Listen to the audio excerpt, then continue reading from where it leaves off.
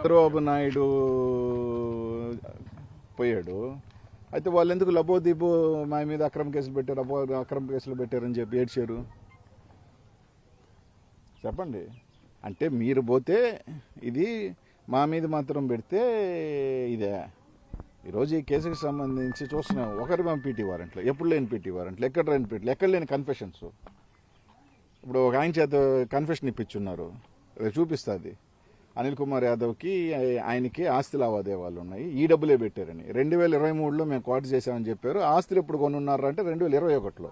అంటే ఇప్పుడు ఏడ చేసి ట్రైన్ ట్రావెల్ పోయారా? అట్టుంటాయి వాళ్ళ కేసులు, వాళ్ళన్నీ కూడా ఆ విధంగా ఒక దొంగ కేసులు పెట్టే ఇది అలా ఉంటుంది.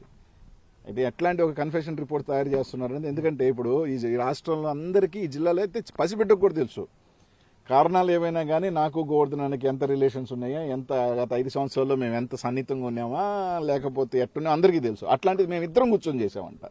దాన్ని బట్టే తెలుస్తుంది ఎట్లాంటి క్రికెట్ కేసులు కన్ఫెషన్స్ రాయిస్తున్నారు అన్నదాన్ని.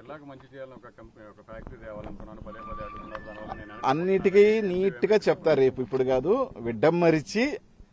విడమ్మరిచి మంచి ఫ్యాక్టరీయా, ఏం ఫ్యాక్టరీ, ఆ ఫ్యాక్టరీ 6 నెలల క్రితమే చచ్చిపోయింది. ఆ ఫ్యాక్టరీ ఇప్పుడు కాదు, అది 6 నెలల క్రితమే ఆ ఫ్యాక్టరీ రాదన్న సంగతి వాళ్ళకి తెలుసు. కానీ కప్పిపుచ్చుకునే దానికి అన్ని కూడా చెప్తా, ఏం పర్లేదు, నిదానంగా దాని గురించి సెపరేట్గా చెప్తా.